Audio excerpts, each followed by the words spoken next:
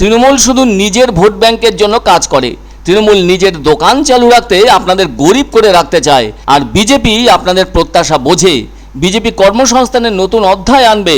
মঙ্গলবার যাদবপুর লোকসভা কেন্দ্রের বিজেপি প্রার্থী অনির্বাণ গাঙ্গুলির সমর্থনে বারুইপুরের নির্বাচনী জনসভায় একথা বললেন প্রধানমন্ত্রী নরেন্দ্র মোদী। তিনি আরও বলেন, সিপিএমকে ভোট দিলে সেই ভোট তৃণমূলে যাবে, কেননা তৃণমূলকে সাহায্য করতে সিপিএম দাঁড়িয়েছে।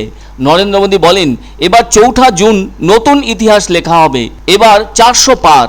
এবার তৃণমূল ইন্ডিয়া জোটের দুর্গ ধসে যাবে। বাংলার পুরানো গৌরব ফিরিয়ে আনতে হবে। তিনি বলেন, সিপিএম ও তৃণমূল বাংলাকে শেষ করে দিয়েছে। তৃণমূল আর সিপিএম আলাদা পার্টি হলেও দোকান এক। সিপিএম ও তৃণমূল গণতন্ত্র বিরোধী, তোষণের রাজনীতি করে। অসাংবিধানিকভাবে 77টি মুসলিম জাতিকে ওবিসি ঘোষণা তৃণমূলের। মোদী বলেন, গত 10 বছরে বিজেপি সরকার পূর্ব ভারতের জন্য যত টাকা খরচ করেছে তা গত 60-70 বছরেও হয়নি। রেল, রাস্তা, বিমানবন্দর সহ একাধিক ক্ষেত্রে উন্নয়নের কথা তুলে ধরেন তিনি। এর ফলে আয়ের উৎস বেড়েছে বলেও মন্তব্য করেন মোদী। অন্যদিকে পশ্চিমবঙ্গের সম্পদের কথা বলতে গিয়ে প্রধানমন্ত্রী বলেন, একদিকে কয়লা আছে, অন্যদিকে বন্দর আছে। বাংলা একসময় লক্ষ লক্ষ দেশবাসীর রোজগারের উৎস ছিল। তিনি বলেন, এখন কারখানা বন্ধ হয়ে আছে, শ্রমিকরা চলে যাচ্ছেন। বাংলার এমন দুর্দশা করলো কারা, আমি জানতে চাই। প্রথমে কংগ্রেস, তারপর সিপিএম লুট করেছে, আর এখন তৃণমূল দু হাতে লুট করছে। রেমাল ঘূর্ণিঝড়ের গতিবিধির ওপর নজর রেখেছিল কেন্দ্রীয় সরকার। সব রকমের সাহায্য করেছে কেন্দ্র। দুর্নীতি প্রসঙ্গে মোদী বলেন, আগে বলেছিলাম না খাউঙ্গা না খানে দুঙ্গা, কথা রেখেছি। কেন্দ্রে কোনো দুর্নীতি হতে দিইনি গত 10 বছরে।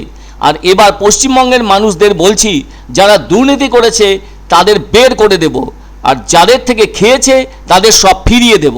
এদিন সন্তদের অপমান করার অভিযোগ তুললেন মোদী। বললেন, রামকৃষ্ণ মিশনের সন্তকে অপমান করা হচ্ছে, কিন্তু ভোট ব্যাংকে খুশি করার জন্যই এসব করা হচ্ছে।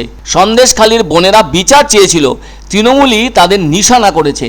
প্রধানমন্ত্রী বলেন, তৃণমূল মাকে ভয় দেখাচ্ছে, মাটির অপমান করছে, মহিলা বিধায়ককে নিশানা করেছে। মোদী বলেন, তার দাবি সিএ নিয়ে বিরোধিতা করা সত্ত্বেও মোদী ভয় পায়নি, কার্যকর করা হয়েছে। এবার তৃণমূল সিএ নিয়ে মিথ্যে ছড়াচ্ছে বলেও উল্লেখ করেন প্রধানমন্ত্রী। এদিন তিনি মানুষকে গ্যারান্টি দেওয়ার কথা বোঝালেন।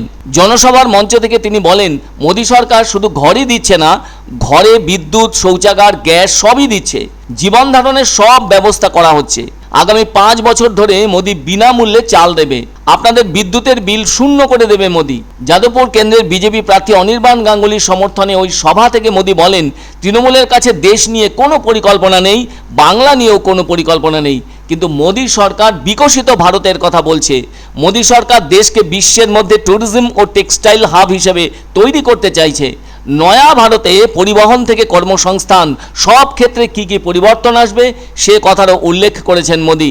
এদিন তিনি অনির্বাণ গাঙ্গুলি ও দেবশ্রী চৌধুরীর সম্পর্কে বলেন, অনির্বাণ আমার দীর্ঘদিনের সঙ্গী, আর কলকাতা দক্ষিণের বিজেপি প্রার্থী দেবশ্রী চৌধুরীর সঙ্গে আমার কাজ করার সুযোগ ঘটেছে।